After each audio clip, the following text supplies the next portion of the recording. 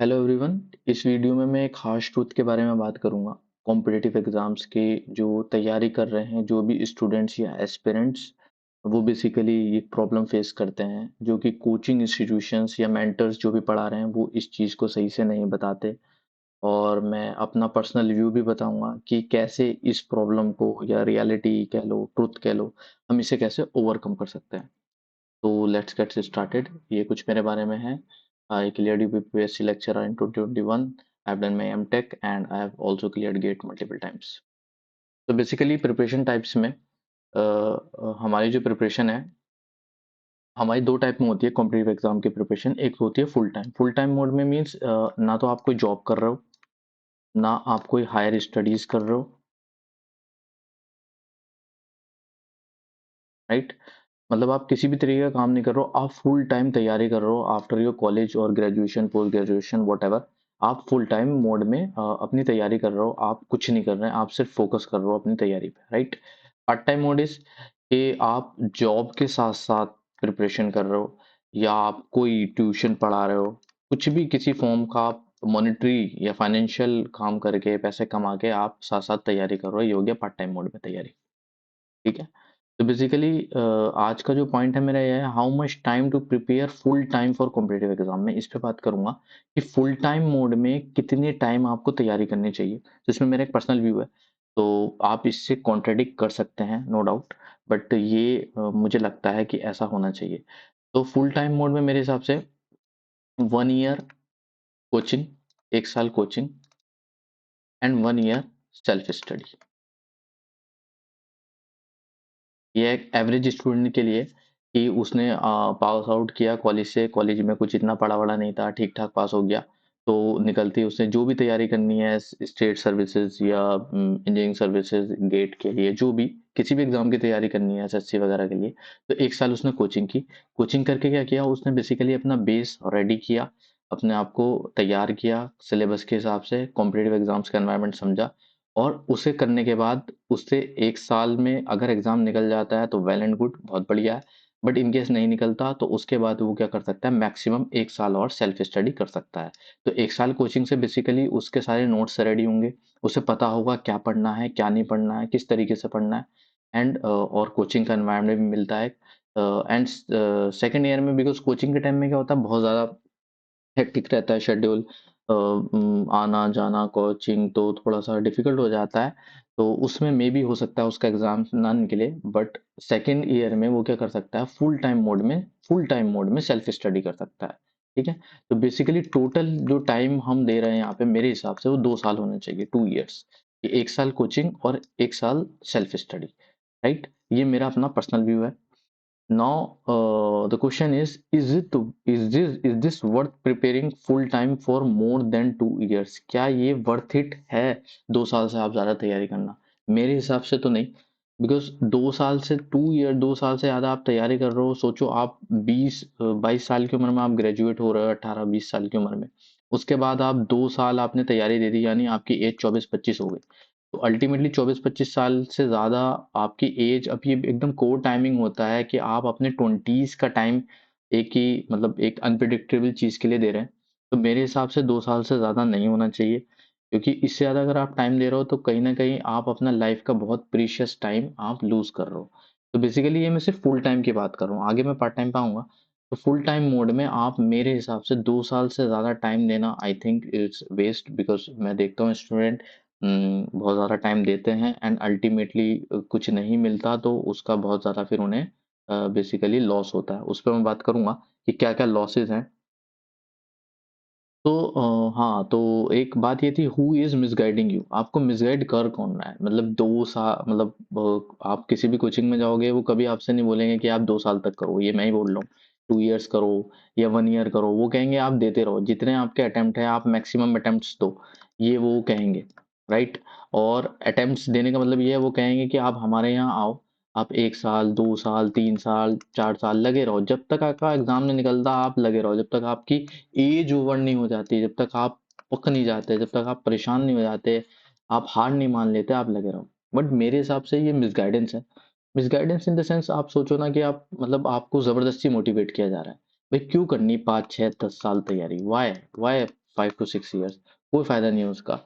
Because 5 6 साल आप full time mode में, मैं सिर्फ यहाँ जो बात कर रहा हूँ, जितने भी फुल टाइम मोड की तैयारी की बात कर रहा हूँ, कि फुल टाइम मोड में आप इतना टाइम दोगे तो आप बहुत ज्यादा लॉस उठाओगे।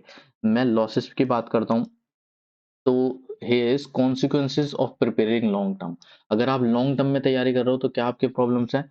तो पहली प्रॉब्लम है close get in the corporate world. Corporate world is यानी आपकी जॉब लगने में दिक्कतें हैं। वाई दिक्कत? क्योंकि आपने अगर 2 साल से ज्यादा तैयारी कर ली फुल टाइम मोड में, यानी आपने आपने आपके ईयर गैप हो गए बेसिकली, तो आप उन ईयर गैप को जस्टिफाई नहीं कर सकते।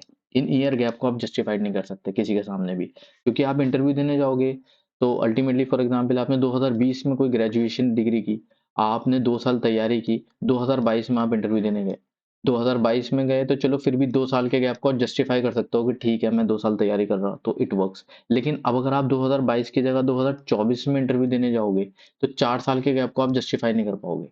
आप क्या बोलोगे आपने क्या किया? अल्टीमेटली वो जो आपका टाइम फ्रेम है आपके ग्रेजुएशन के बाद, डिग्री लेने के बाद, वो आपका एकदम ब्लैंक है। तो आपको बेसिकली एम्प्लॉयर जो होगी कंपनी वो कहीं भी नहीं लेगी, आपको जॉब नहीं मिलेगी। और मिलेगी भी तो वैसी जॉब मिलेगी जिसमें आप खुश नहीं रहोगे, 10 15 हज़ार 20 हज़ार की। तो this is the problem while preparing for a long term. Then we have the family pressure.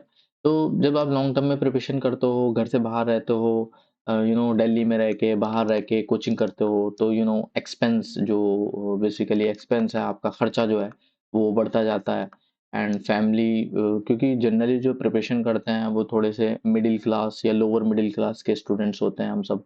तो बेसिकली तैयारी करते हैं तो एक कॉस्ट उसके साथ अटैच्ड है, उस कॉस्ट में रहना हो गया, खाना हो गया, कोचिंग हो गई। तो एक फैमिली प्रेशर भी आने लगता है over a period of time. Problem आने लगती है कि मतलब इतने टाइम से तैयारी कर रहे हो, एग्जाम क्यों नहीं निकल रहा? तो एक फैमिली प्रेशर है, फैमिली को भी एक उम्मीद होने लगती है कि अब बच्चे का एग्जाम निकलेगा, बट नहीं निकलता, because this lot of factors involve. आपका लक है, आपकी बेसिकली एग्जाम की वैकेंसीज हैं, बहुत सारी चीजें हैं इसमें भी। Then we have you go for frustration. Frustration period में आप जाते हो कि आप फ्रस्ट्रेट होने लगते हो, क्योंकि क्या है ना, कॉम्पिटेटिव एग्जाम की तैयारी थोड़ी सी बोरिंग होती है। बोरिंग इन द सेंस आपको एक ही टॉपिक 10 बार पढ़ना है, राइट? तो आप स्टार्टिंग में 1 to 2 ईयर तो आपका जो अटेम्प्ट होता है बहुत अच्छे होते हैं। अटेम्प्ट दो अच्छे होते हैं, मतलब आप एकदम, क्योंकि आपको नई नई चीजें सीखने को मिलती है। आप एप्टीट्यूड पढ़ रहे हो, जीएस पढ़ रहे हो, जीएस में सारी चीजें न्यू हैं, टेक्निकल पढ़ रहे हो उसमें सारी चीजें न्यू है, तो you don't get bore. But 1 से 2 साल के बाद द प्रॉब्लम अराइजेज, 1 2 साल के बाद आप बोर होने लगते हो, आपको सेम चीज बार बार पढ़नी है, तो वो एक बोरिंग इशू है। Then we have low confidence और सेल्फ स्टीम। ये एक मेजर इशू है कि जब आप इतने लंबे टाइम तक बेसिकली 3 से 4 साल जब आप तैयारी कर लेते हो, तो बेसिकली जो आपका कॉन्फिडेंस है वो डाउन होने लगता है। कॉन्फिडेंस डाउन होना मतलब आपके अंदर बेसिकली सेल्फ बिलीफ कि हाँ मैं कर पाऊंगा या नहीं, ये एक डाउट आने लगता है कि मुझसे हो पाएगा या नहीं, या मैं मतलब दिमाग में तो कमजोर नहीं हूँ, या मैं ही तो खराब नहीं हूँ, बाकी बच्चों का निकल रहा है। तो और मेजर इशू एक और होता है कि फैमिली फंक्शंस में, रिलेटिव्स में मतलब जब वो मिलते हैं तो बोलते हैं क्या हुआ भाई, तैयारी कर रहे थे, तो उससे भी एक कॉन्फिडेंस लो होता है। मतलब आदमी को लगता है कि यार, मतलब हम, मतलब स्टूडेंट्स को लगता है कि मतलब हमसे एग्जाम नहीं निकल रहा। तो ये बेसिकली प्रॉब्लम्स हैं जो फेस हो रहा है। तो मेरे हिसाब से according to me 2 year is the ideal time. आप 2 साल तैयारी करो, 1 साल कोचिंग कर लो, 1 ईयर कोचिंग। बेहतर ये है कि इसी टाइम फ्रेम में आपका एग्जाम निकल जाए, ये तो बेस्ट है। कोचिंग ने, बिकॉज आज और मेरे हिसाब से तो आप 1 साल कोचिंग में भी ऐसा टाइम मत दो, आप ग्रेजुएशन के फाइनल ईयर में ही कोचिंग ज्वाइन कर लो। और ऑनलाइन कोचिंग मोड है आज की डेट में, तो आपका 1 साल बच जाएगा। तो बेसिकली जब तक आप ड्यूरिंग योर एकेडमिक्स में रहते हो, आप जब ग्रेजुएशन में या जो भी आप पढ़ाई कर रहे होते हैं एकेडमिक्स की, उस टाइम प्रेशर बिल्ड नहीं होता, प्रेशर बिल्ड होता है उसके बाद। तो आप 1 साल कोचिंग कर लो, ठीक है, इतना सब चलता है, इतने में सीखता भी है। फुल टाइम मोड में आप कोचिंग करो, एंड उसके बाद आप 1 ईयर सेल्फ स्टडी कर लो खूब अच्छे से, जिसमें आप टेस्ट सीरीज दे सकते हो और बहुत सारी चीजें कर सकते हो, बार बार रिवीजन करें। तो इसमें कोशिश करें। इसके बाद अगर आपका एग्जाम नहीं निकले तो आप कुछ और अल्टरनेटिव देखें, साथ साथ फिर तैयारी करें पार्ट टाइम मोड में। Then you go for part time. मेरी जो बात है, जो मेरा व्यू है, वो 2 साल का फुल टाइम का है। पार्ट टाइम मोड में आप क्या करो, उसके बाद 2 साल के बाद you switch to part time mode of your preparation. आप साथ-साथ कुछ भी करो, you go for tuitions, you tutor बन जाओ, you go for a part time job, आप कुछ भी करो, बट वो ईयर गैप को छुपा लो। आप you can go for higher studies, ये काम आप कर सकते हो, हायर स्टडीज़ के लिए जा सकते हो। उसके बाद एंड साथ-साथ आप तैयारी करते रहो, आप पार्ट टाइम मोड में अपना पेपर देते रहो और साथ-साथ ये करते रहो। तो इस पे आप पे प्रेशर बिल्डअप भी नहीं होगा एंड आप एफिशिएंट भी रहोगे। बाकी नेक्स्ट वीडियो में बात करूँगा सही से कि व्हाट आर द सॉल्यूशन क्या है इस प्रॉब्लम की, उसपे मैं बात करूँगा। Alright, thank you so much for watching the video. Thank you.